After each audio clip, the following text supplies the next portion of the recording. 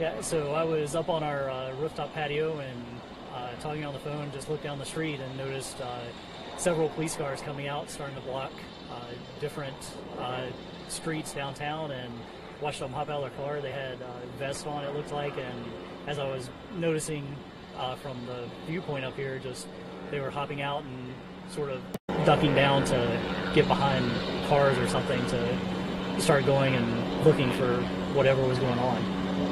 What did you do at that point then? Did you get nervous?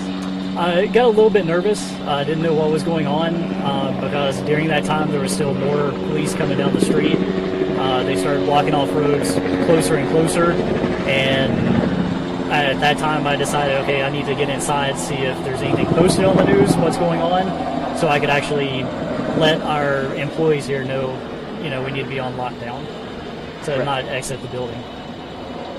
Brent, thank you so very much. Anything else you would like to add about this unusual turn of events here? No. Brent, you did a great job. Thanks for everything. I promise you just one or two quick questions. That's all we're going to do. Yep. Okay, thank you. Yeah. No problem. Yeah, we'll let everyone get inside to the air conditioning here. Yeah. Dan, you're good? Yep, I'm good. Okay. One more picture.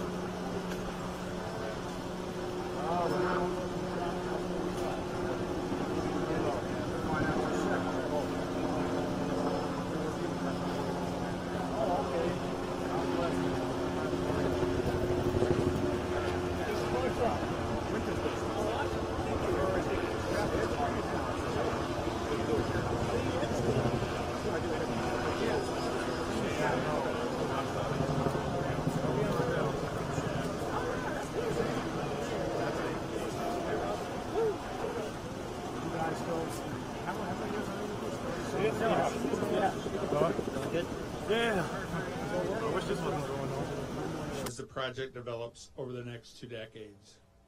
So, first report out the field.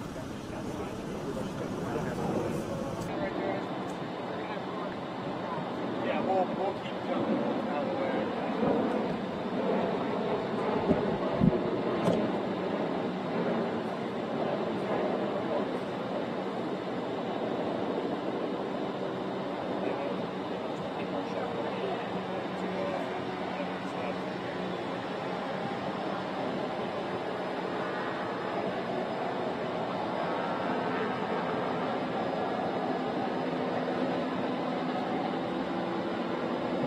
Out of King Street.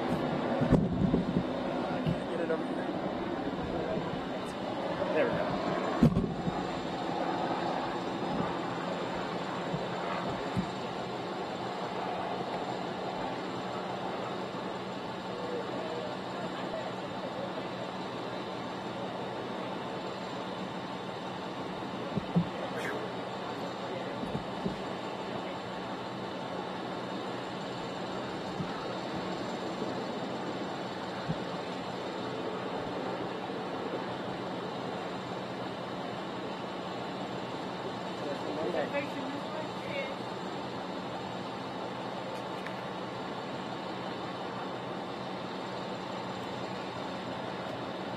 What else?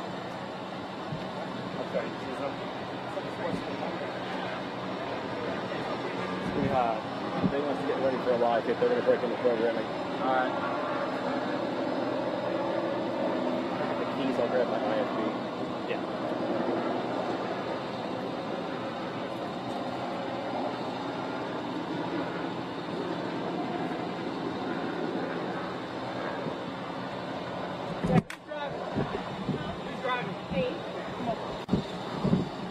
Sure? Yeah, I'm good.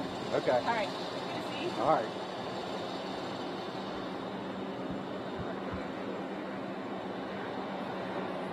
Where's your people down in Marion? Yeah.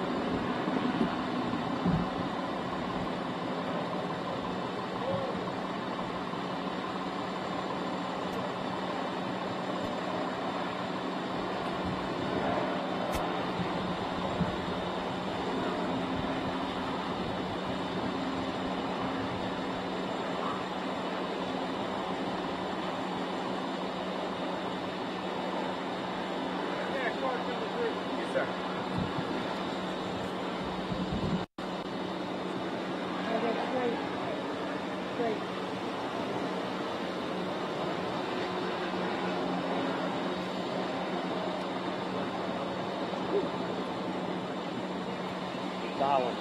That is.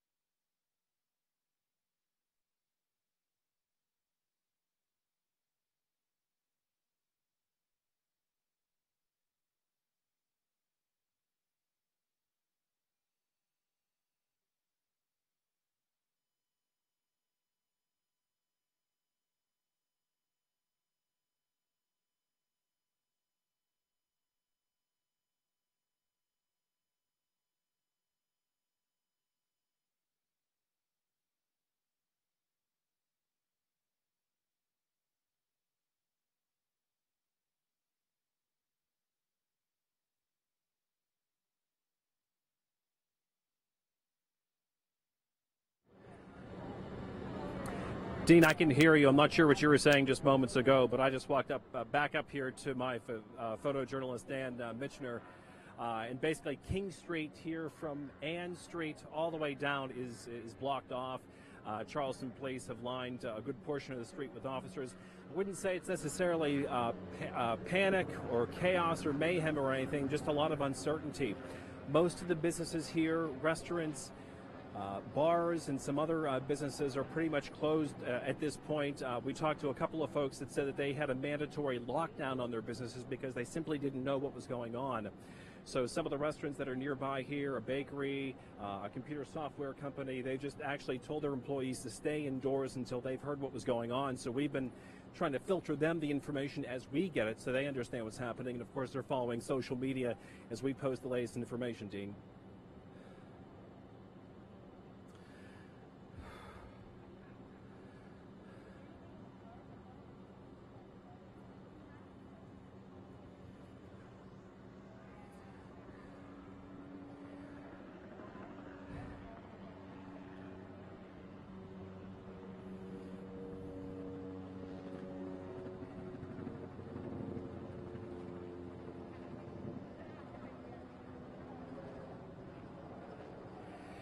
Well, I haven't seen necessarily fear, Dean, because of the distance from where I'm at.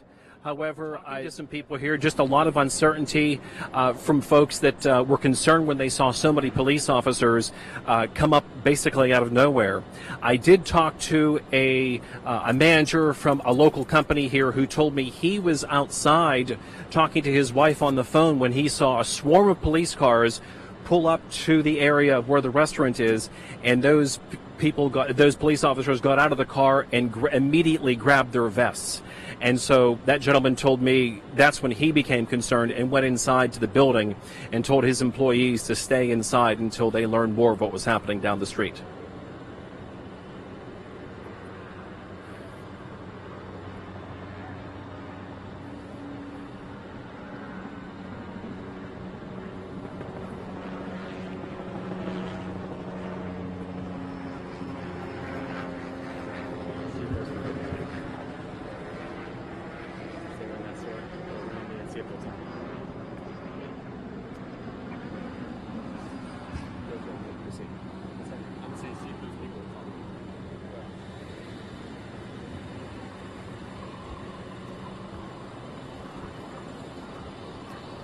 Hi, I'm sorry to bother you. I'm Bill Burr with Channel 4. I was checking to see if you folks, were you folks okay?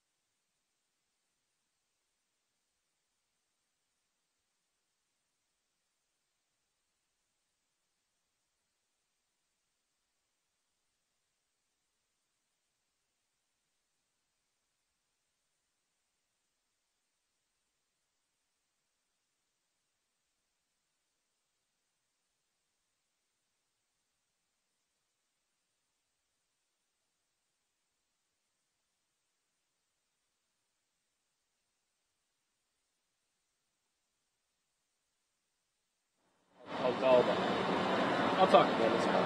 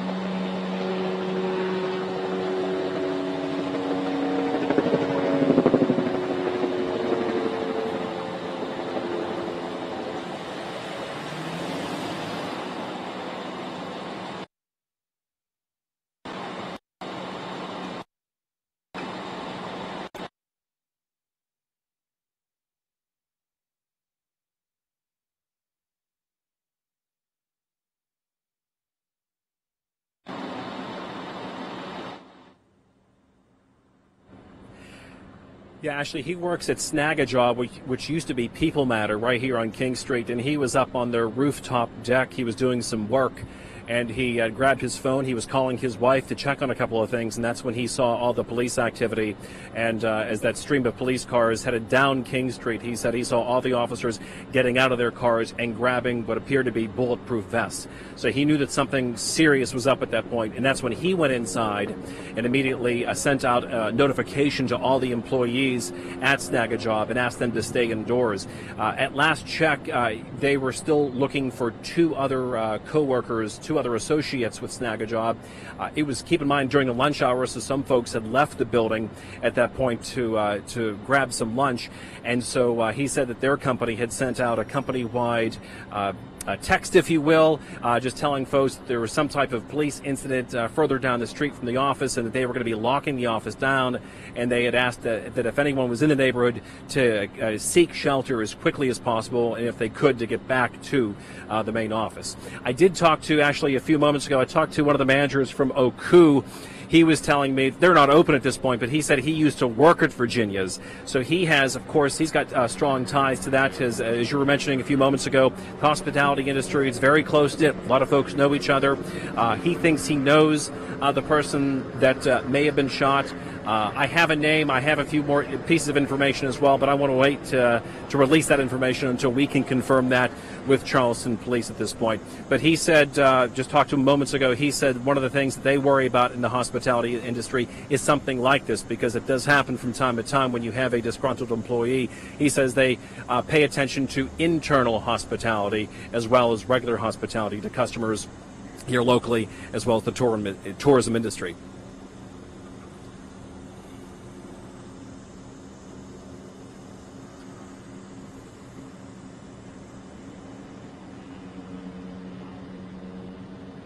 Yeah, no traffic is coming down King Street, and we've parked a couple of blocks away.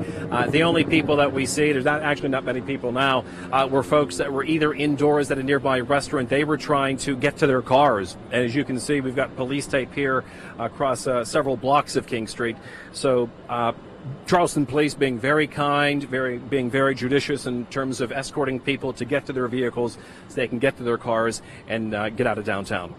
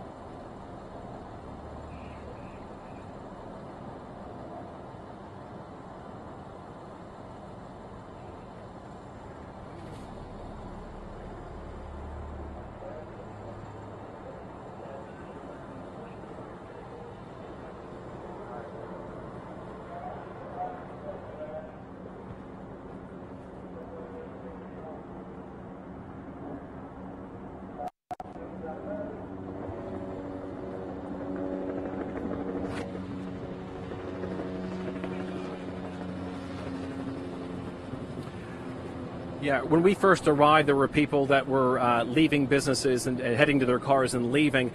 There were other businesses, such as usually some restaurants and some bars. They were in some salons. They were keeping the doors locked and not allowing anyone out because, again, there was so much uncertainty at that point. In the last few minutes, running down to our news car past Morris Street, right near Morris Sokol Furniture, I did see some hastily made signs posted to the doors of some of the restaurants and some of the businesses telling customers that they are going to be closed for the rest of the day because of unfortunate circumstances. So that's kind of what we're at right now. Downtown businesses at a standstill, at least here on King Street anyway. Active police and Charleston County Sheriff's deputies. You can see and hear the helicopter overhead as well. So businesses have come to a screeching halt on a good portion of this normally busy area of King Street, Ashley.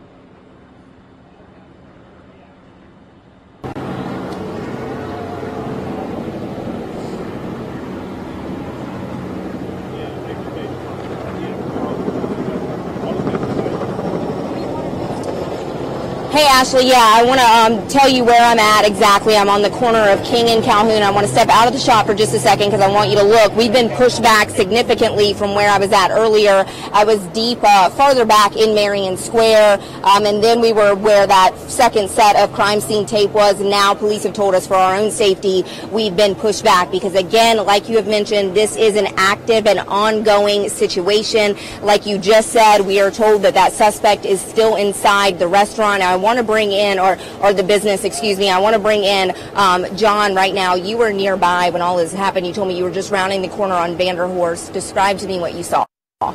I saw ambulances coming away, and the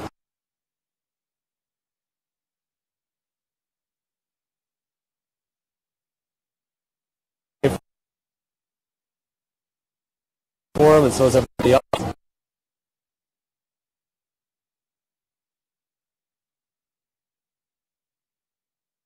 I'm pretty upset, that somebody would shoot somebody because they got fired from a job.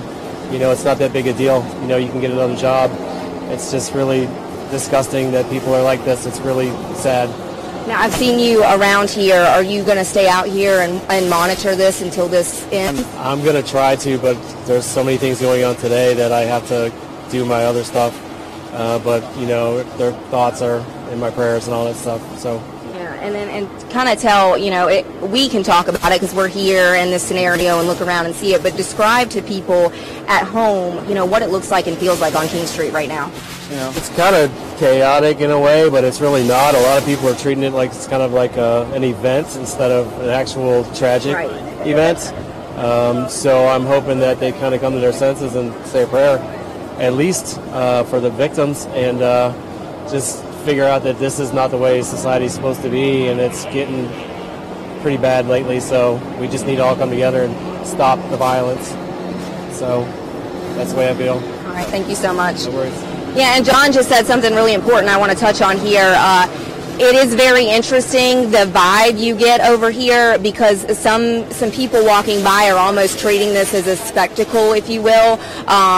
Some people kind of laughing and standing around and looking on like it might be some kind of event. And I think police are in some instances getting a little bit agitated and asking people to understand that this is a very important and dangerous situation, and they have been ushering people further back from the scene, even media, because this is a dangerous situation, and they are making sure that people understand the magnitude of the situation. Even just a few minutes ago, you could see people in full police officers in full tactical gear running down King Street. So I just want to reiterate that this is an ongoing situation, and police have asked people to stay out of this area. This is not just a one-block radius. This is from Calhoun Street to Morris Street and even streets over.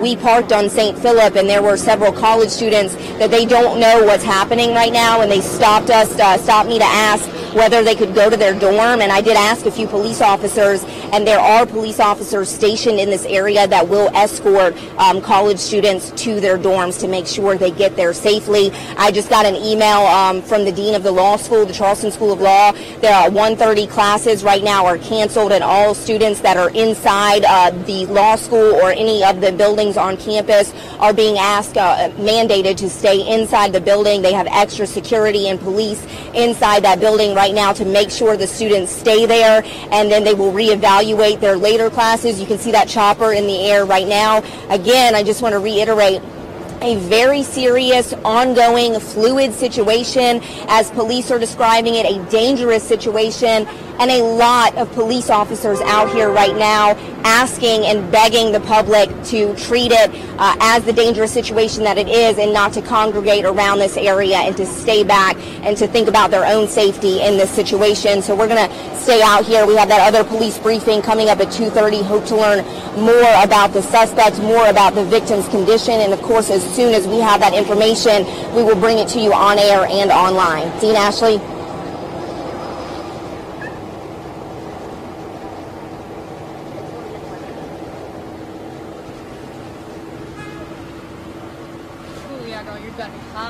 Yep. I can see my van. You might want to call friends if you are.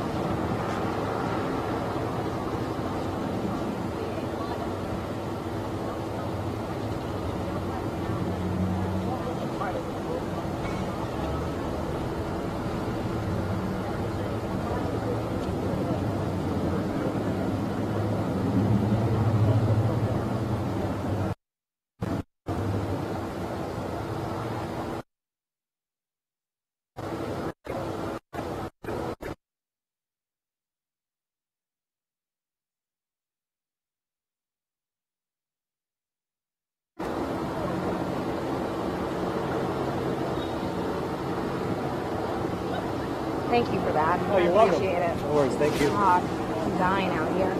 Hey, you want some water or something? Yeah, I have some. I'm just like, we had to park so far away. I'm down here to try to get that press conference. I cannot believe stuff like this happens. Like, I cannot wrap my head around it. I open up all the restaurants. Yeah. And there's been some crazy stuff that happened before, but it's like, there's no sense in shooting somebody for getting fired. Like, I'd be more than happy to help you get a job, but, you know, the problem is right now is the staffing in Charleston is so bad because there's so many places open up and there's no help that they got to hire whoever they can, and some of these people are nutcases. And it's like they don't do background checks, and I mean that's the problem is there's not enough help to where you can do a background check and pick and choose. You know, I heard something from one of these guys over here. Did you hear him talking? He said something like the guy he heard that the suspect had already had a gun charge or something and served 28 years. I heard somebody said, I heard a black girl saying that she thought she knew the guy. She goes, yeah, didn't he just get out of jail? I heard that, but I'm not sure. I mean, I don't work in Virginia, so I don't know who that was. But that wouldn't surprise me. You know, we've hired some people that have felony backgrounds, but they've always been good people. Yeah. You know, it's just everything now is out of control, and it's scary. And I mean, I imagine it's like what, 2 or 1 o'clock on a whatever. I mean, I'm sure there were people in there eating lunch. Like, yeah, it was noon. Yeah. So it's just frustrating for me because I got friends in there and they're good people. Yeah. Yeah. So, I know. You know, it's like if it was up to me, as soon as I saw that guy, I'd have a sniper just pop him.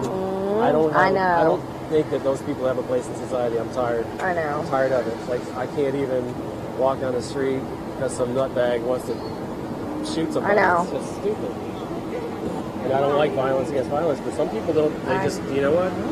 You served 28 years and now you're going back to prison? Uh-huh.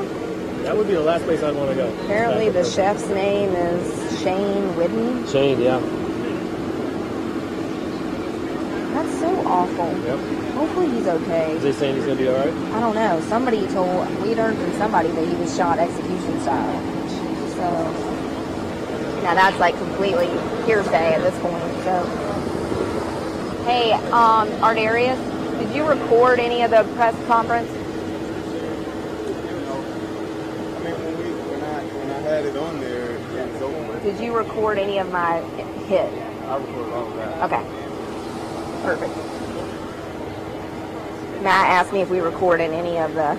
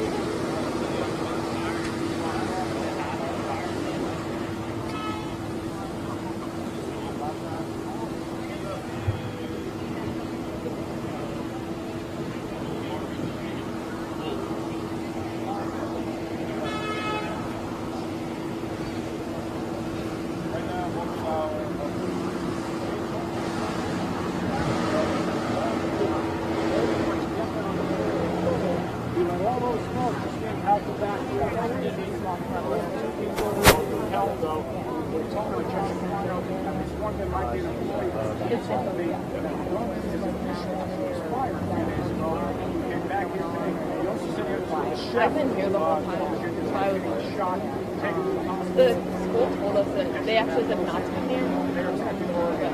I was interested. Are they?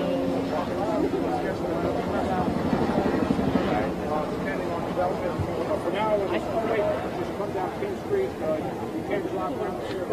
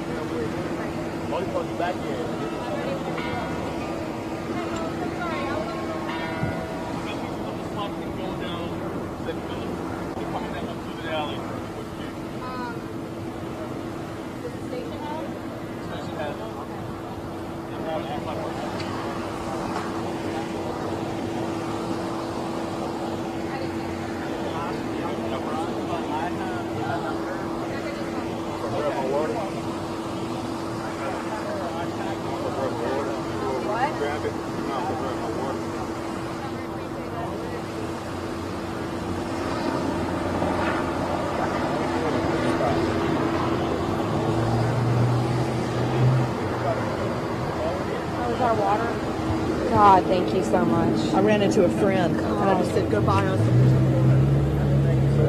Yeah.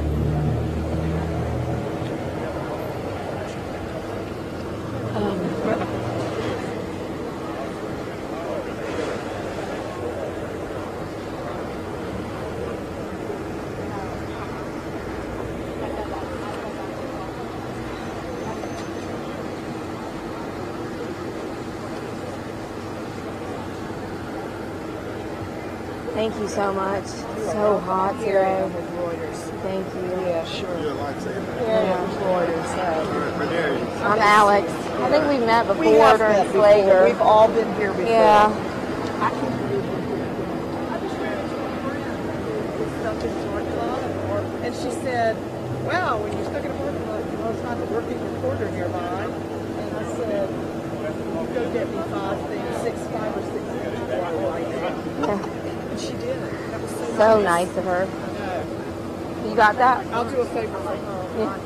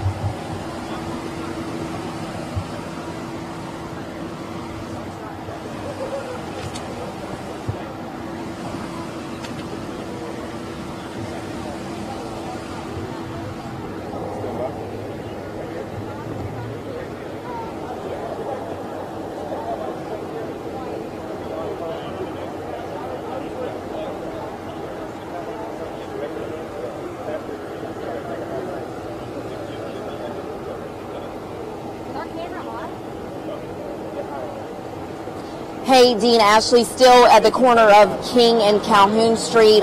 We still have those choppers. You can probably hear them flying overhead.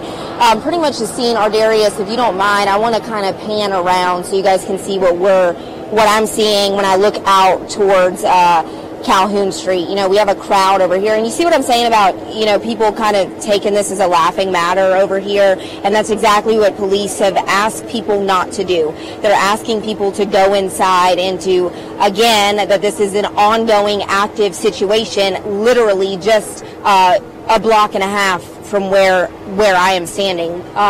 Ardarius, if we come back over here, if you're not familiar with the area or where I'm at, if you see those fire trucks and this steeple, this church here, it is maybe 50 yards past that, Virginia's restaurant. So it is very, very close from where we are at. And police, we were up a little bit closer. Police have pushed us back. They have pushed people. And Ardarius, if you can move over there, you can see they are asking workers now, construction workers, to leave the scene as well, leave the area as well. You can see those construction workers all being asked to move.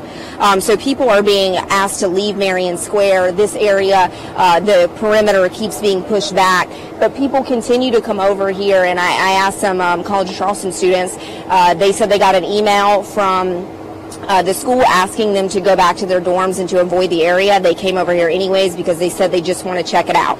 And again, police are asking people, strongly encouraging people to avoid this area. You know, like you guys mentioned, still active situation inside, one suspect inside the restaurant, still one person taken to the hospital. We still don't know that person's condition, but if you're down here, you can still feel that it is an active situation. We have those choppers in the air.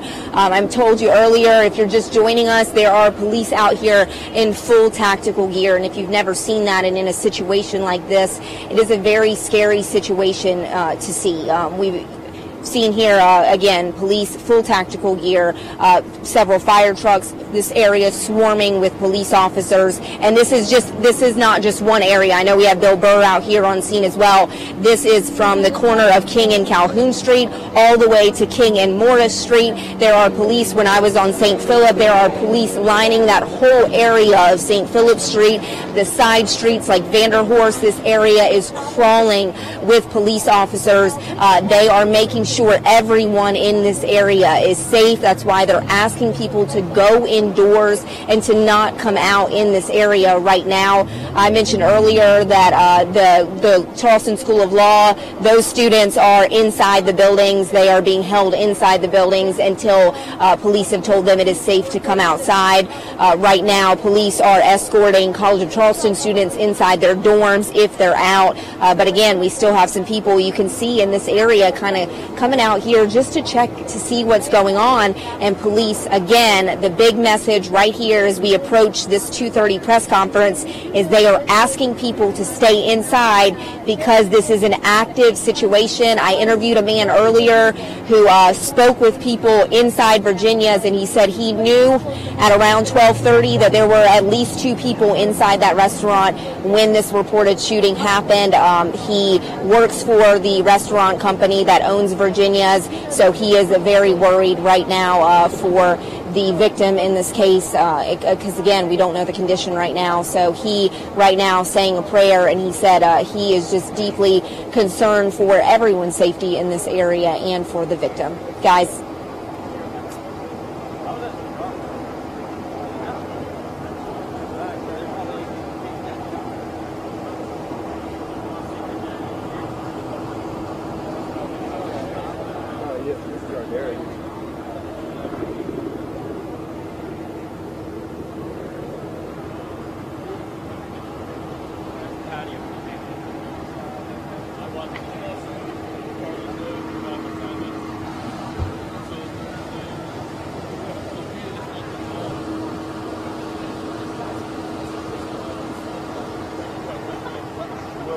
Right here at Marion Square. I don't know if you've seen the camera, but like we're right here, so we're right where they're going to be when they come back out. So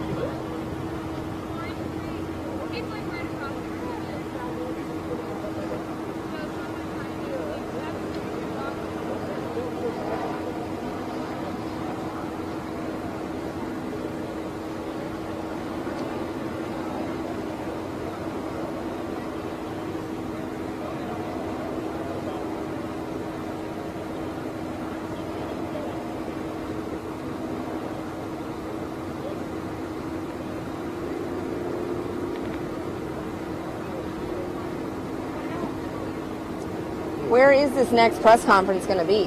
Right here.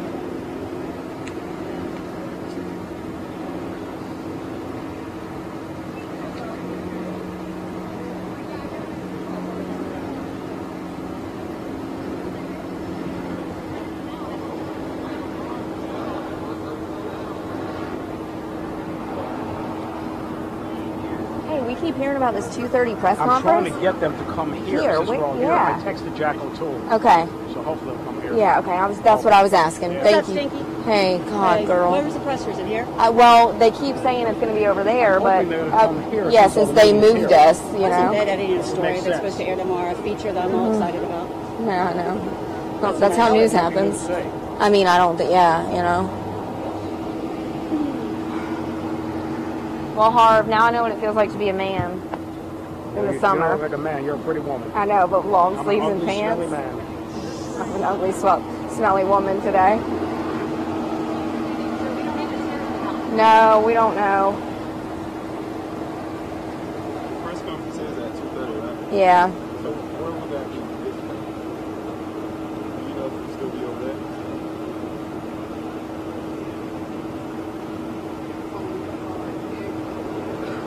We got the news folks out here, the news lady from Ford, and the cameraman. Check him out. That dude is a boss. Hold on, I gotta get a photo. Check him out, the cameraman. Look it out. No, I gotta go back to Durham.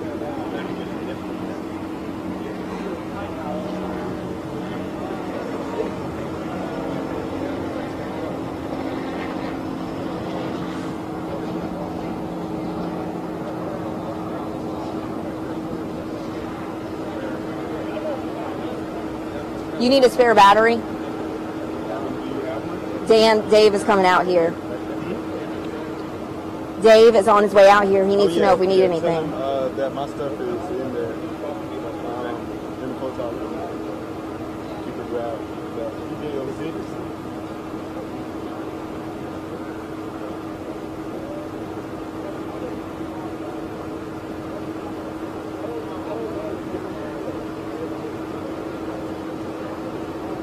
Hey, you ready, Aaron? Hang on. They need me again?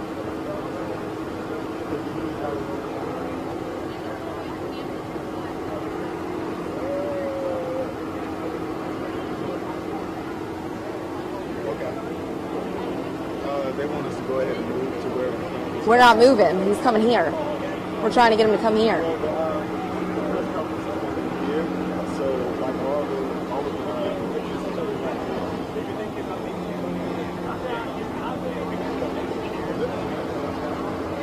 Can she hear me? Can she hear me?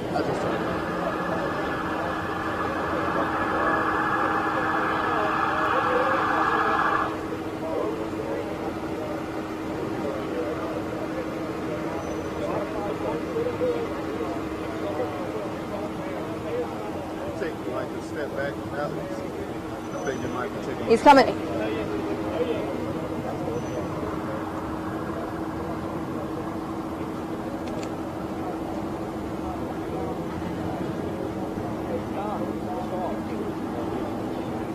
Yeah, he's coming.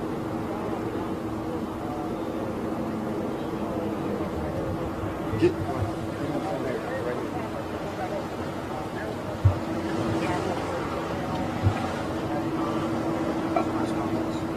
One second, please, Mayor. Everybody's here? Yeah. Thank you, John. Thank you, John. Okay.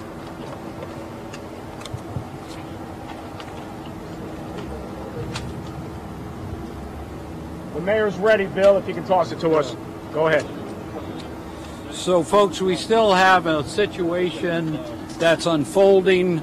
Unfortunately, we really don't have any new news to report to you since our last update about 45 minutes ago, but we told you we'd be back at 2:30 to give you any update.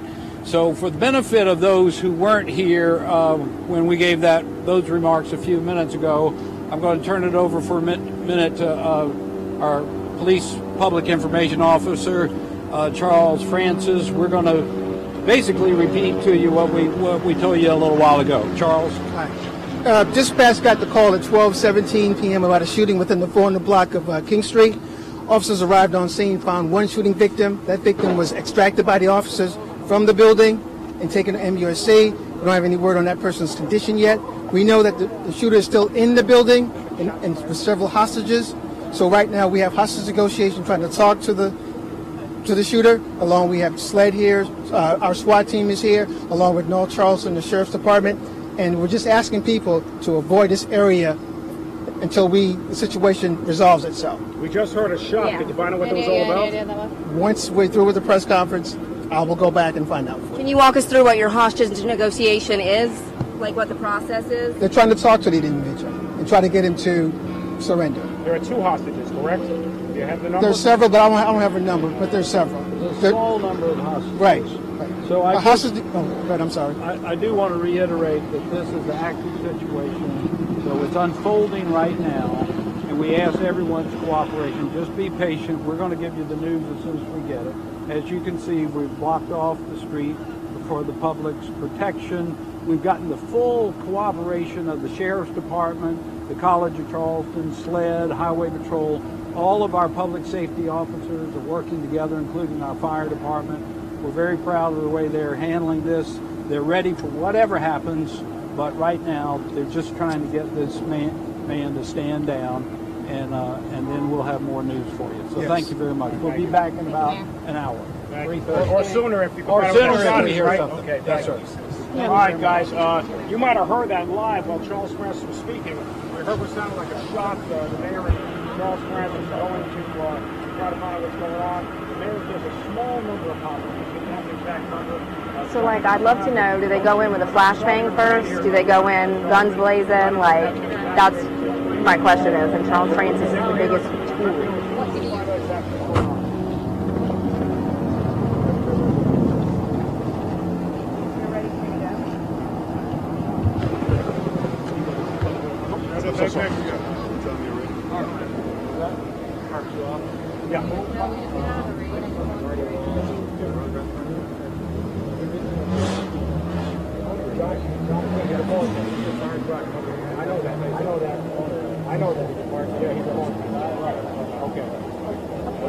Hey, yeah, Dean Ashley, I'm sure you guys just heard that press conference, and I'm sure you probably just heard what sounded like shots fired. And so right now we're trying to figure out what that is. I did ask Charles Francis, the PIO for the City of Charleston Police Department, what their negotiations process was like. And what I was trying to get out with that question was, do they go in with a flashbang first? Do they go in with their guns drawn? Trying to get out, was that a shot fired or was it a flashbang? Because from this distance, we don't know exactly what it was. So what they've told us is that they are going to try to go back and figure out what that shot, what it sounded like was the shots fired, what it was, and figure out what it is. And at this moment, it is starting to rain, so we're going to try to wrap this up and get our cameras out from the rain. We're going to send it back to you guys. We'll come right back as soon as we get some rain gear on our stuff and bring you as soon as the new information that we have from the mayor and the police department, as soon as we figure out what that sound was and what happened inside Virginia. Guys. Turned and looked to the direction that it was coming from the direction of Virginia 19. And it is starting to rain out here. We still have lots of people crowded at the moment. Tons of police officers and the mayor even turned and said that they have full cooperation from the Sheriff's Department, also led here as well. Gotta have my live view on.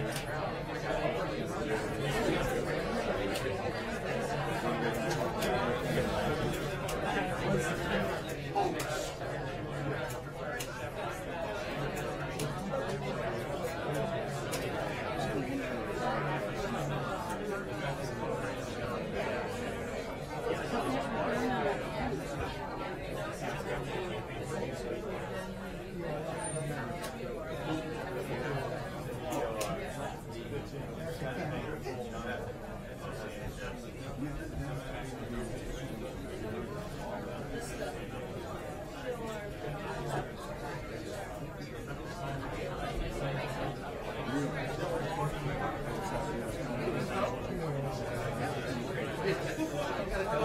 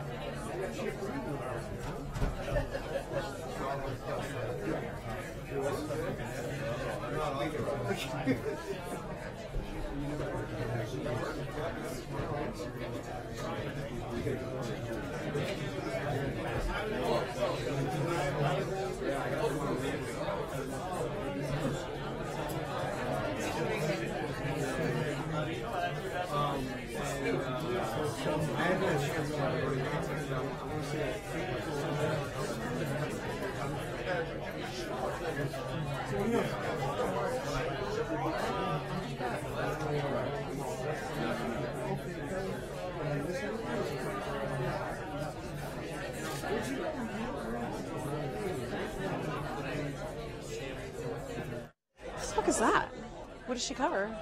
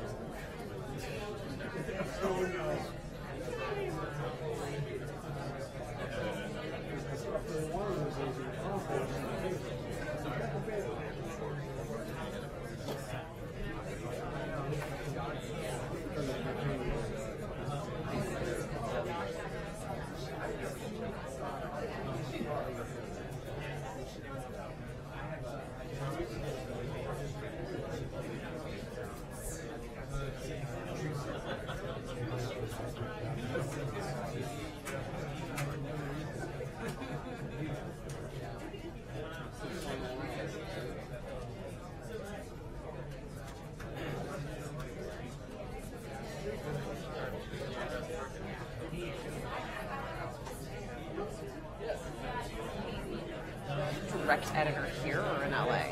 Oh, that's good.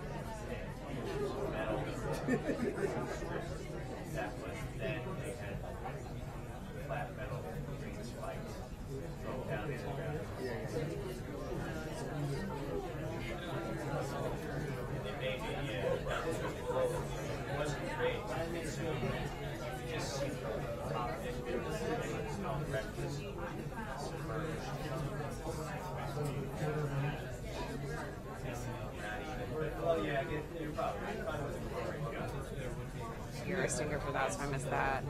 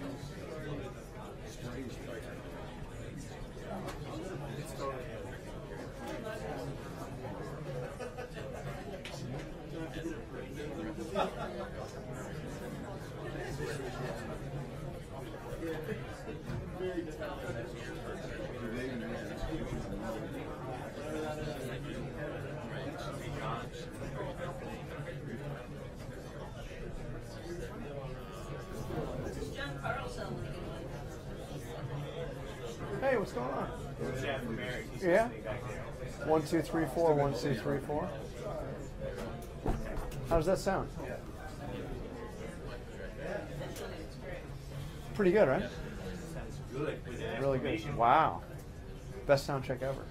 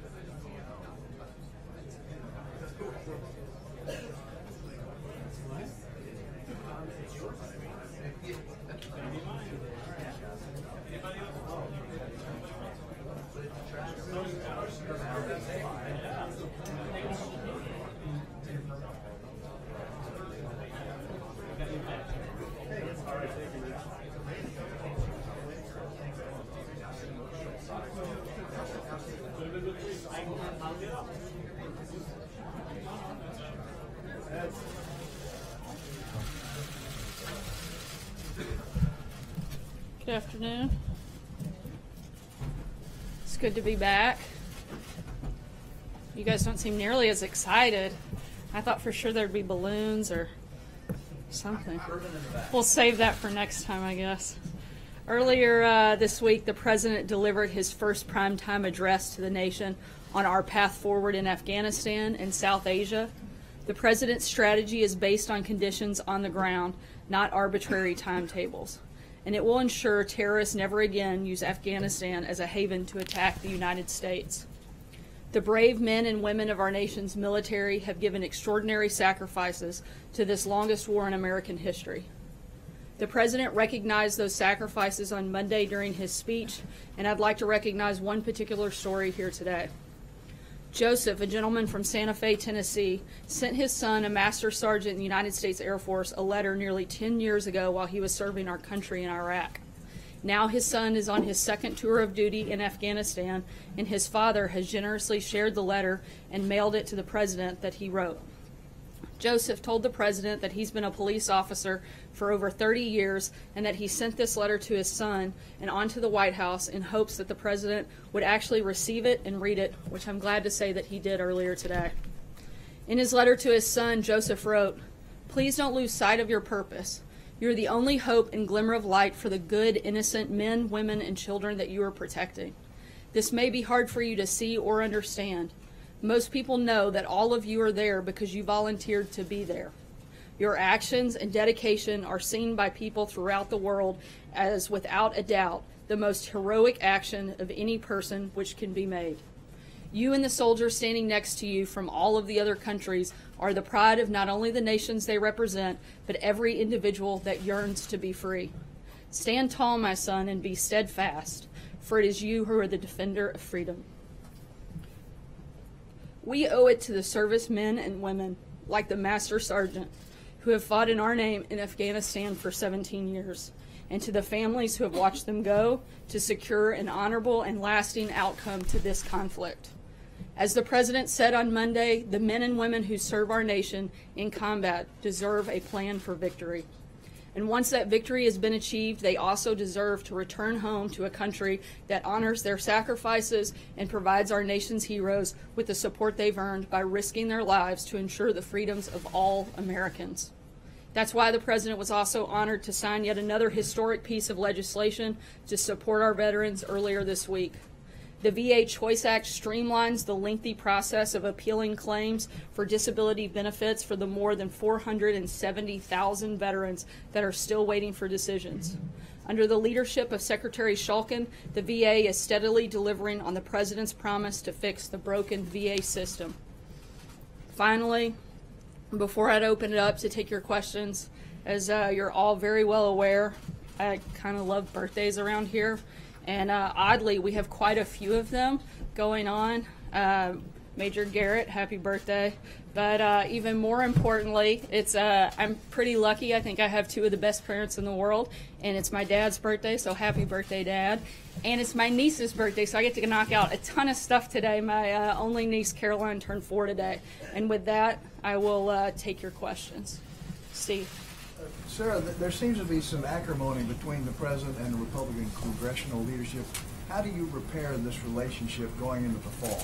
Look, I think the relationships are fine. Certainly there are going to be some policy differences, but there are also a lot of shared goals, and that's what we're focused on. We're disappointed that Obamacare, they failed to get it repealed and replaced, but at the same time, President Trump has worked with Leader McConnell to reach out to other members and to work on those shared goals, and we're going to continue to do that when the Senate comes back from recess. Will the President sign any budget bill that does not include funding for the wall? Look, the President has talked pretty extensively about this. He campaigned on the wall. He won on talking about building the wall, and he's going to make sure that that gets done. And he'll continue to fight for that funding and ensure that it takes place. Let's not forget that there were a lot of Democrat senators that also voted for border security and a border fence. And hopefully some of those same individuals will talk to members in their current party, and maybe we can get a bipartisan group to support that and make sure it happens, because this president's going to see it through. John? Sarah? It's my older daughter's birthday, by the way, too. Good. We'll go ahead and cover that one, too.